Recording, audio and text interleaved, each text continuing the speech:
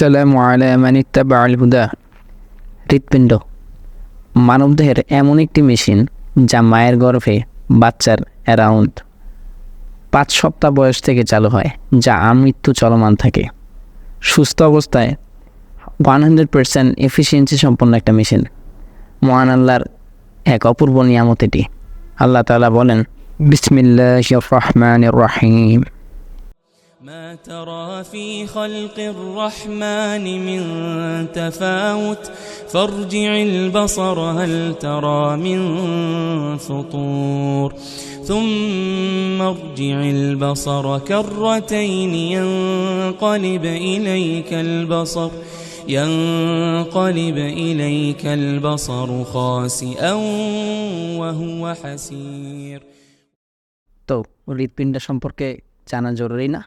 তো প্রথমে আমরা হৃৎপিণ্ডের গঠন সম্পর্কে জানবো, তারপর হৃৎপিণ্ডের রক্ত সঞ্চালন কীভাবে হয় সেটা জানবো, ঠিক আছে? ফার্স্টেই আমরা এই জায়গায় একটা জিনিস দেখা যাচ্ছে যে ক্রমাগত একটা হলুদ টাইপের জিনিস, একটা সিগন্যাল টাইপ যাচ্ছে আর কি একটা নির্দিষ্ট স্থানে, যে বাড়ি খাচ্ছে। আবার এই জায়গায় দেখা যাচ্ছে নীল টাইপের জিনিস, এরপরে এই জায়গায় দেখা যাচ্ছে লাল টাইপের একটা জিনিস। আচ্ছা, ফার্স্ট অফ অল এই জায়গাটা পরে বোঝানো হবে।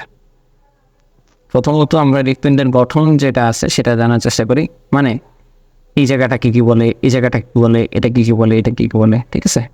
এটা একটা ক্রস সেকশন। হৃৎপিণ্ডকে জাস্ট মাঝ বরাবর ধরো একটু স্লাইস করে কেটে দিলা, তারপর দেখবা যে এরকম একটা আকৃতি দেখা যাচ্ছে, ঠিক আছে? আচ্ছা, তো প্রথমত এই জায়গাটা যেই জায়গাটায় লেজার পয়েন্ট করা আছে, এই জায়গাটাকে বলা হয় ঊর্ধ্ব মহাশিরা। এই জায়গাটা দিয়ে কার্বন ডাইঅক্সাইড যুক্ত রক্ত ভিতরে প্রবেশ করে। এই জায়গাটার নাম হচ্ছে নিম্ন মহাশিরা, যেটার মধ্য দিয়ে কার্বন ডাইঅক্সাইড যুক্ত রক্ত এখানে প্রবেশ করে। এখন এই জায়গাটার নাম কি? এই জায়গাটার নাম হচ্ছে ডান অনিন্দ। এই জায়গায় তোমার অ্যানাটমির ক্ষেত্রে ডান বাম এই জিনিসগুলো বোঝা লাগে নিজের উপর করে। ধরো তুমি স্ক্রিনে এই ভিডিওটা দেখতেছ, তো স্ক্রিনে এই ভিডিওটা দেখলে তোমার ডান কিন্তু একটা, কিন্তু এইখানে দেখা যাচ্ছে ডান হচ্ছে এইটা। স্ক্রিনে যদি ভিডিওটা দেখে থাকো তাহলে তোমার বাম এটা, কিন্তু তুমি নিজের দিকে খেয়াল করে, মানে নিজের হার্টের দিকে নিচের দিকে আনে তারপর তুমি যদি ভাবো তাহলে দেখবে এটা হচ্ছে ডান, আর দেখবা এটা হচ্ছে তোমার বাম। সো এটাকে বলে বাম অলিন্দ, ঠিক আছে? আচ্ছা, এটাকে বলে তোমার ডান নিলয়, আর এটাকে বলে তোমার বাম নিলয়। ডান বাম জাস্ট। আর একটা কথা বলে নিই, অলিন্দকে ইংলিশে অরিকল বলা হয়, আর নিলয়কে বলা হয় ভেন্ট্রিকল। আচ্ছা, এটাকে বলা হয় ফুসফুসীয় ধমনী। এই জায়গাটা যেটাকে লেজার পয়েন্ট করা আছে, এই জায়গাটা, এটাকে বলা হয় ফুসফুসীয় ধমনী। কারণ এই যে ধমনীটা, এটা ফুসফুসে যায়, রক্ত গ্রহণ, এই জন্য এটাকে বলে ফুসফুসীয় ধমনী, ঠিক আছে? বা পালমোনারি আর্টারি। আচ্ছা, আর এটাকে বলে ফুসফুসীয় শিরা। ফুসফুসীয় শিরা কেন? ফুসফুস থেকে এই জায়গায় রক্ত আসে, ফুসফুস বা লাংস থেকে এই জায়গায় পালমোনারি ভেইন দিয়ে শিরাগুলো, মানে শিরা দিয়ে আসলে রক্তগুলো এখানে চলে আসে। এই যে দুইটা দেখতেছো না, এগুলোকে বলে ফুসফুসীয় শিরা। এরপর এটাকে বলে মহাধমনী। এটাকে বলে সম্ভবত সাবক্লেভিয়ান থেকে ব্রাকিওসেফালিক, এই যে এটা, আর মাঝখানে একটা কি বলে গেছি, এই যে এটা হচ্ছে তোমার মহাধমনী আর কি, ঠিক আছে? আচ্ছা, তো আমরা দেখে ফেললাম যে তোমার এটার গঠন আর কি, প্রস্থচ্ছেদ। এখন আমরা জানবো কীভাবে আসলে রক্তটা সঞ্চারিত হয়। এখানে প্রথমত দেখা যাচ্ছে যে আমি কয়েকটা জিনিস দিয়ে রাখছি যাতে পরবর্তীতে বোঝা যায়, সিমুলেশনটা আসে, সমস্যা নেই। কিন্তু এই জায়গায় তুমি সিমুলেশনের মধ্যে দেখতে পাচ্ছ, বা জিফের মধ্যে তুমি দেখতে পাচ্ছ যে একটা নীল টাইপের জিনিস, যেটা এইখান থেকে যে লেজার পয়েন্টটাকে লক্ষ্য করো, ঠিক আছে? এই জায়গা দিয়ে কিছুটা ঢুকে এই জায়গা দিয়ে বের হয়ে এই জায়গা দিয়ে বের হয়ে যাচ্ছে, ঠিক আছে? আবার এটা কি হচ্ছে, এই যে লাল কালারের এই জায়গা দিয়ে ঢুকে এই জায়গা দিয়ে আস্তে আস্তে করে এই জায়গা 3 জায়গা দিয়ে প্লাস এই জায়গা দিয়ে বের হয়ে যাচ্ছে, ঠিক আছে? এখন কোন জায়গা দিয়ে কি বের হয়ে যাচ্ছে, এই যে এটাকে কি বলছিলাম, গত প্রিভিয়াস স্লাইডে এটা বলছিলাম যে এটা হচ্ছে তোমার ডান অলিন্দ, এটাকে বলে ডান নিলয়, এটাকে বলে তোমার বাম নিলয়, আর এটা হচ্ছে তোমার বাম অলিন্দ। ঠিক আছে, তো ডান ঊর্ধ্ব মহাশিরা এটা, আর এটা নিম্ন মহাশিরা। ঊর্ধ্ব মহাশিরা আর নিম্ন মহাশিরা থেকে কার্বন ডাইঅক্সাইড যুক্ত রক্ত, যেটাকে নীল কালার দিয়ে বোঝানো হচ্ছে, কার্বন ডাইঅক্সাইড যুক্ত রক্ত এই যে এখান দিয়ে প্রবেশ করে ঊর্ধ্ব মহাশিরা আর নিম্ন মহাশিরার ভিতর দিয়ে প্রবেশ করে দেখে যে এখানে একটা বাল্বের মতো আছে, কপাটিকা বা সুইচের মতো চিন্তা করতে পারবো, যেটা আসলে রক্ত প্রবাহকে একমুখী রাখার চেষ্টা করে। একমুখী মানে কি, ধরো যে তোমার রক্ত চাচ্ছে যে তোমার এই বরাবর চলে যেতে, এই জায়গায় এসেও চাইতেছে ওই জায়গায় চলে যায়, কিন্তু এই বাল্বের জন্য সেটা পারে না। ঠিক আছে, তো বাল্ব কী করে, রক্ত প্রবাহটা একমুখী রাখে। যেমন ধরো এটার ভিতরে চলে আসছে, এখন বাল্বটা কী করবে, তোমার এই যে এই জায়গাটা এটা বন্ধ করে দেবে। দেখো ডিরেক্ট আসার পরে বন্ধ হয়ে গেছে, আসার পরে বন্ধ হয়ে গেছে, এই যে এই জায়গাটা বন্ধ হয়ে যাচ্ছে। তো রক্ত কি আর রিভার্সে যেতে পারবে, মানে ডান অলিন্দে আর যেতে পারবে না যখন সে নিলয়ে চলে আসছে। এরপর রক্ত কি করে, এইখান থেকে এই যে এটাকে বলো তোমার, মানে এই দুইটাকেই বলো তোমার সেমিলিউনার কপাটিকা। একটা হচ্ছে অ্যাওর্টা আর একটা হচ্ছে তোমার পালমোনারি। ঠিক আছে, মানে অ্যাওর্টা হচ্ছে তোমার, অ্যাওর্টিক হচ্ছে এটা, ঠিক আছে, আর এটা হচ্ছে পালমোনারি। কারণ এটা হচ্ছে তোমার পালমোনারি কপাটিকা কেন বলে, কারণ এটা ডিরেক্ট ফুসফুসে যায়। ফুসফুসে কেন যায় এটা বলতেছি। তো দেখো এই জায়গায় যখন করে তখন আবার এটা বন্ধ হয়ে যায়, এটা বন্ধ হয়ে যাওয়ার পরে রক্ত আবার এই বরাবর মুভ করার চেষ্টা করে, এই বরাবর যখন মুভ করার চেষ্টা করে রক্ত এই জায়গায় চলে যায়।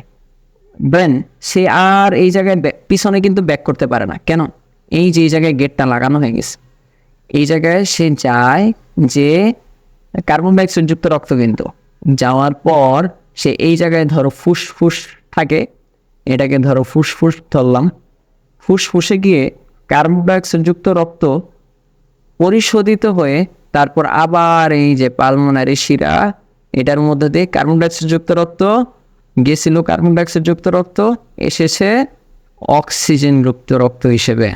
তো অক্সিজেন যুক্ত রক্ত লাল দেখাচ্ছে এই জায়গায়, তো লাল রক্ত আবার এই জায়গায় প্রবেশ করে, এই জায়গায় প্রবেশ করে করে করে করে করে করে এই যে এই জায়গায় একটা বাল্ব দেখতেছো, এই জায়গায় এই যে বাল্ব পয়েন্ট করা হচ্ছে, এই যে এই জায়গায় একটা বাল্ব আছে, এটাকে বলা হয় তোমার অ্যাওর্টিক বাল্ব, বা কি বলে এটাকে সেমিলুনার একটা কপাটিকা, মানে অর্ধচন্দ্রাকার। লুনার মানে তো তোমরা জানোই চাঁদ, আর সেমি মানে হচ্ছে অর্ধ, সেমিলুনার কপাটিকা, সেমিলুনার কপাটিকা।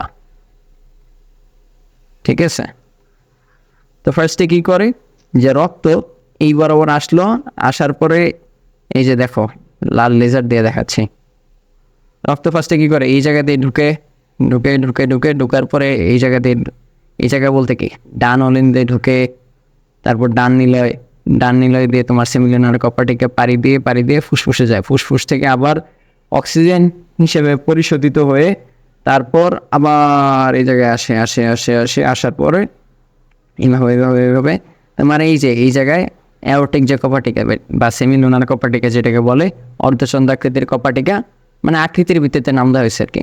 তো এই জায়গা দিয়ে রক্ত আবার তোমার এই যে এই বরাবর এইসব জায়গা দিয়ে বের হয়ে যায়, সাবক্লেভিয়ান ধমনী, ব্রাকিওসেফালিক ধমনী বা মহাধমনী, এটা দিয়ে বের হয়ে যায়। ঠিক আছে, আচ্ছা এইবার জাস্ট তোমাদের আমি এই জিনিসগুলো মুছে